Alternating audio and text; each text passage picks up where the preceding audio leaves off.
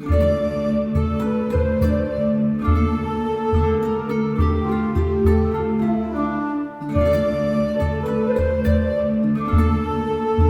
mentioned witches in Shropshire a number of times, not least that there are a few examples of witches being persecuted and prosecuted in Shropshire. In this vlog I bring together reports of these witches, largely from the modern period, and certainly not an account of contemporary witchcraft in the county, such as Wicca. I'm tapping into a rich vein, in part thanks to the work of Carol J. Forrester, a prolific author and poet from Shropshire, but living nearby in Cheshire. I should also mention the vlogger Amy, nearly knowledgeable. What is evident is that the lack of persecution and prosecution is not an indication of a lack of witches, but more so of greater tolerance. Indeed, Jean Hughes, in 1979, wrote Shropshire Folklore, Ghosts and Witchcraft, which suggests that witchcraft was practised extensively. Although I would argue that a degree of misidentification occurs in seeing those engaged in traditional rural arts like herbalism and divination being labelled witches.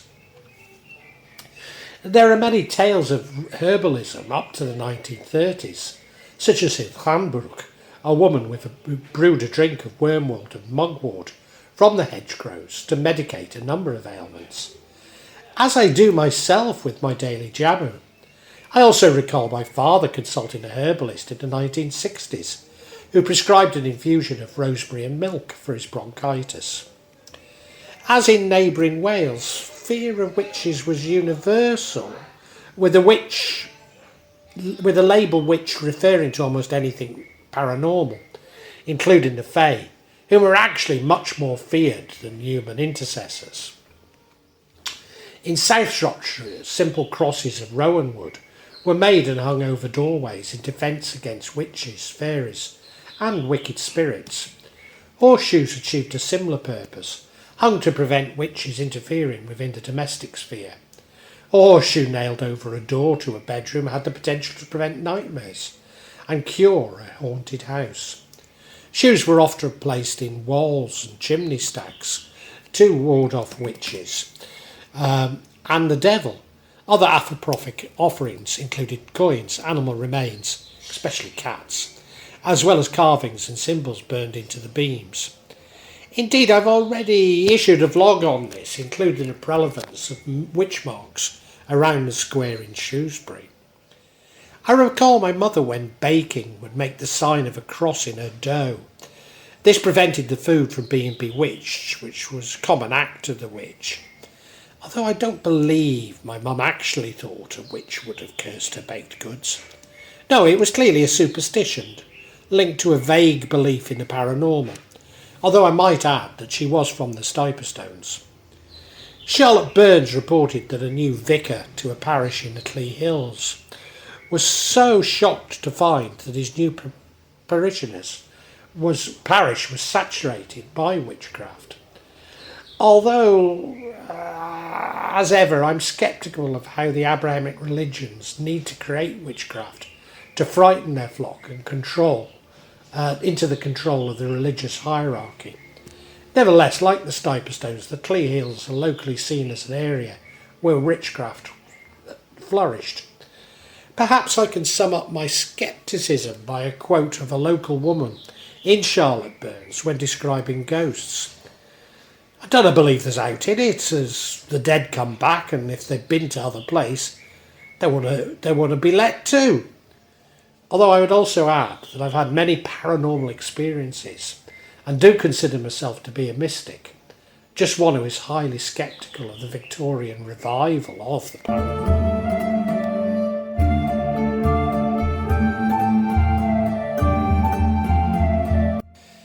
In 1570, Bessie of Bellevue was found guilty of witchcraft. Despite the court records being lost, Gary St. Michael Nottingham believes that she was one of the few examples of burning at the stake for witchcraft in the county. Mother Garvey, or was it Gowie, of Castle Foregate in Shrewsbury, was tried at the Corn Market in 1579.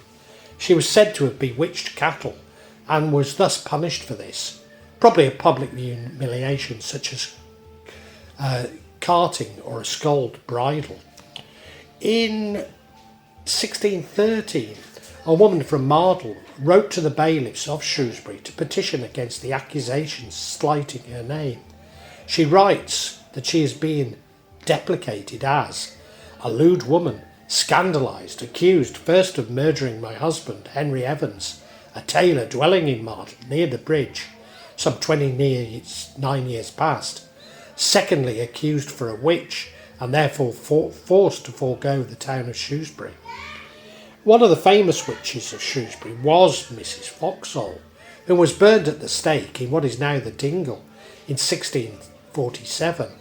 However, Gary St. Michael, Nottingham, points out that she was in all probability convicted of poisoning her husband. In the 18th century, we're told that Mary Bebb, a very Shropshire name, was charged at Shrewsbury for profoundly uttering 67 curses. Could this be the Mary Bebb who I have traced to Holgate, as she lived at the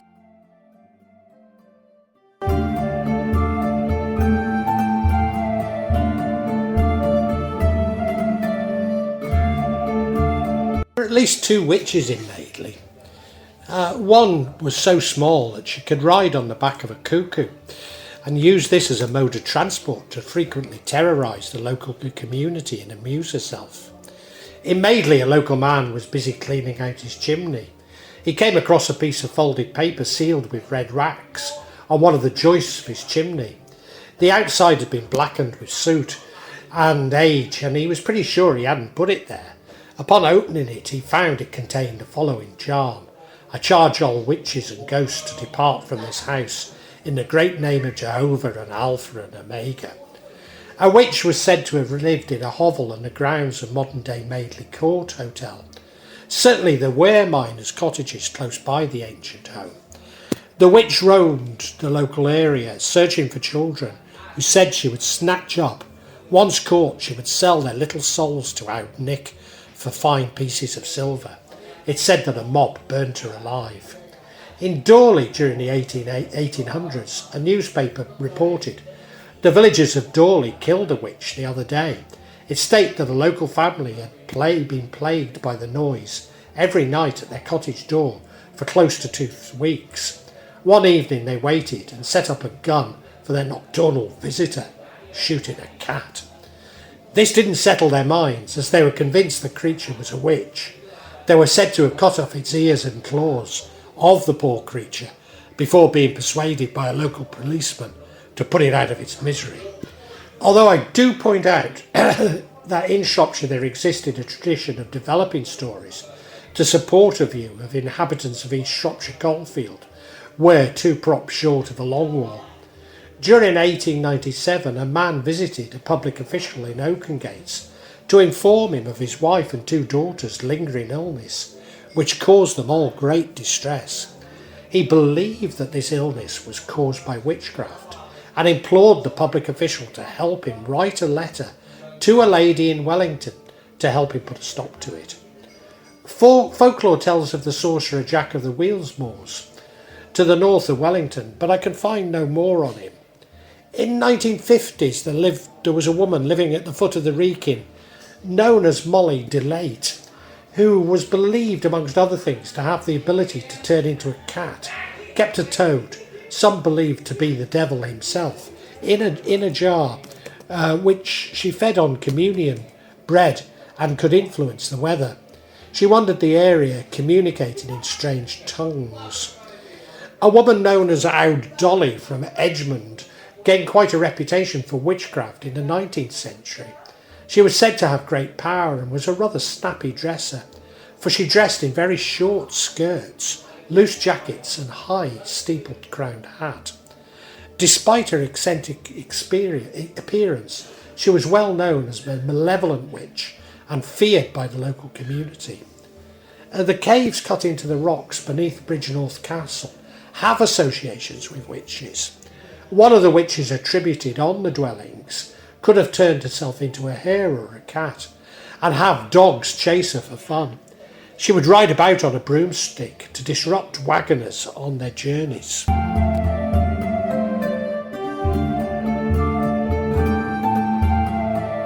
Much Wenlock in 1545, Alice Glasson was just 11 years old when she was hanged.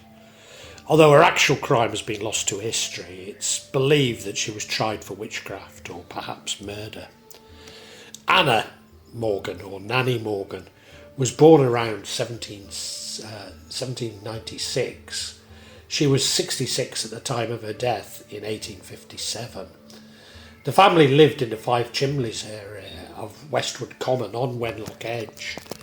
Her story really began in 1809, when both folklore and history suggest that she was implicated in a robbery while working as a servant for Mrs. Powell in Bourton, alongside a girl called Mary Beaumont. It's not certain who instigated such a theft, though stolen goods, including clothing, were found in Anne's possession. Both girls were tried for the offence at Shrewsbury Assizes and found guilty. Folklore states that Beaumont was transported whilst Anne was imprisoned. Upon release, Anne was introduced to the travelling community, who often came to the local area to work as farm labourers. Far from the reaction of her peers, they embraced her with open arms and acceptance. She was said to have taken up unchristian ways and was taught how to read fortunes as well as cards and other occult practices. It seems that she was a natural and began gaining a reputation for her accuracy. So Anne began to travel round the countryside, leaving Westwood Common far behind her. Although Anne returned to Westwood Common and very quickly used her house as a base for her craft, she sold fortunes, charms and curses and gained a reputation across the countryside for the truth in her foresight. On the 12th of September 1857, Anne was stabbed to death in her home in Westwood Common. She'd been stabbed in the face, neck and wrist and hand, as well as receiving other wounds. Anne Morgan's murderer was a lodger, 35-year-old William Davis, a simple soul. William claimed to have been bewitched by Anne, and thus he murdered the woman to escape the magical thraldom, to break the curse. Davis was convicted of murder and condemned to death, changed to transportation to Australia. In Much Wenlock there was a malevolent witch. Locals usually did everything they could to avoid her acquaintances. In 1881 it was reported that the woman was walking down a road into Much Wenlock, carrying a baby, when the witch began to follow her. The baby was happy enough on the journey, eating an apple as they went. However, the witch took the baby's apple, bit a piece of it before returning it to the child. The baby was once a fat and healthy thing. However, from that day became filled with an unusual illness that never dissipated. The poor child pined and pined till it died.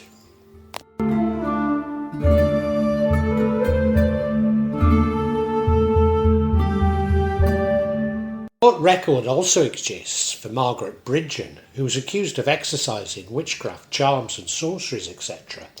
at Court Leet in Ludlow during 1649 to 50. The record states, the said examinant being charged with exercising witchcrafts, charming, sorceries, etc., denied that she had any skill or knowledge therein, or had ever practised the same, and being demanded whether her neighbours or any others had applied themselves to her for the discovering and finding out of stolen and lost, saith that she had sought to about her such and the like occasion, that she never could give them knowledge of such a thing in that behalf, and being demanded whether at any time she received whether handkerchief or other linens withal from sick or deceased persons, thereby would curse them therein, denieth that she ever did, but saith that she hath applied salves and medicines to mend those that hath disease, and that had sought with her. Being demanded whether she was in company of using any arts of charming and sorceries, where they are practising, the saith she have been in the company of burnt, and no more than she hath said the said art, but it was long ago. In 1659, Janet Wright was tried for witchcraft, but given a not guilty verdict. The same verdict was given to Joseph Wright in 1663 and Mary Davy in 1666. Indeed, these three latter trials are the only ones in Shropshire where the evidence is unrefutable. Perhaps the most famous trials are those of Catherine, or possibly Catherine or Catherine Garner, and her sister Mary Lace Garner, sister-in-law Mary Case Garner. I believe of Stanton Lacey, although Catherine was originally Welsh. Catherine was said to have died by drowning in 1663 during a trial by water in Shrewsbury. Her sister-in-law was said to have suffered the same fate during a trial, although there does not appear to be documentary evidence of this. I've recounted this tale in a previous vlog and have been contacted by a number of American ancestors of Catherine, as I believe her widowed husband, whom had a share in the Lion Hotel in Shrewsbury, emigrated to Virginia, one of whom was clear that both Catherine and Mary were indeed engaged in witchcraft. Despite me being sceptical, not least as she was buried in the consecrated grounds of St Chad's in Shrewsbury. Becky Smout was believed to have bewitched her gardener's brother. She was said to have travelled to Shropshire on a broomstick to cause havoc in the 1830s. Smout had previously lived in the parish of Stanton Lacey and Clun. Thomas Owen of Maidstone near Bishop's Castle kept the vicar of the parish awake, racked by violent unseen terrors due to the potency of his curses. About the same time, over in Greet near Ludlow, a woman known as Joan Davies was excluded from the Easter Communion on the grounds that she had cursed all of her neighbours. An old witch named Pris Morris used to live in Cleobury Mortimer, and she had power over horses, being able to stop them in their tracks.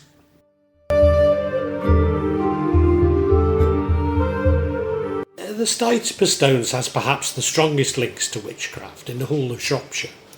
It's a reputation for being a wicked place, the seat of the devil himself. Thus witches flock to the area. Some say that Friday nights all of the witches of the county ascend to the slopes of the Devil's Chair and hold a meeting. Certainly my mother would repeat these allegations to me, although I cannot really vouch for her judgment on such issue. Mrs. Mansell of Longner was sure that she'd been bewitched because something crept upon her person every night, leaving her feeling like every inch was covered. The poor woman had tried charms and Bible passages to no avail. She tried the thrashing the bread, but this didn't work either. Being convinced that she was being attacked spiritually, she turned to the parson to seek counsel. The parson was a practical man and inquired whether she had bed bugs, but Miss Mansell, being as Clen, denied that this was the answer. Unable to find help, she continued to suffer, convinced it was an act of witchcraft that had caused her suffering. Today we might consider Mrs. Mansell's sufferings from a form of sleep paralysis or another more logical cause, but witchcraft served as a solution for a problem. The Ambler family occupied a farm at Wilderley near Pulverbatch. Not far from this farm lived an older woman, Betty Chidley, another great Shropshire name, from the bottom of Betchcot. Betty was described as much in the habit of begging at the farmhouse. Begging for alms was not uncommon in Shropshire, with many calendar events such as Christmas and All Souls Day. Betty often got what she asked for, but one day she found the farmer was away, and it was his wife that opened the door. The farmer's wife had been mixing up some supping for the calves. She watched the good meal and milk stirred together over the fire and begged for a share. Mrs. Ambler, irritated, spoke sharply and refused to give her any. Bestie cursed the Ambler with, "The calves want to eat the sopping now." A long story that I've recounted in my other vlogs on Charlotte Byrne. But following Betty's prediction coming true, there were a number of interactions until they finally got the curse removed. Proley Moor on the Longmynd is said to be a meeting place for witches, where they gather and consult each other and spread their wickedness.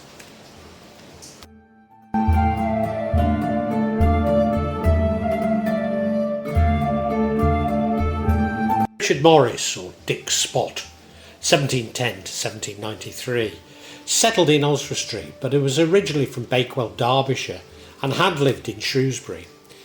He was extremely powerful in the dark arts, as well as being an excellent astrologer. Despite being well known in Shropshire, he was particularly famous in Wales. He also had the power of divination, including predicting the murder of the King of Sweden in 1792. Kitty Williams was another witch who lived near Whittington and had amongst other powers the evil eye. Salton Hall was the location of an abortive witch trial in 1660. The accused woman had been brought before the justice of the district, Thomas Hill, by the townspeople of Wem. However, they alleged that the allegation of witchcraft was dismissed, and she was cleared of any wrongdoing. In the 19th century, an old woman who oversaw the care of Iscoyd Turnpike Lane near Whitchurch was believed to be a witch. She too could influence animals, and one day when a waggoner snuck through the gate without paying the toll, she put a curse on both his horses, leaving them immobile for some time.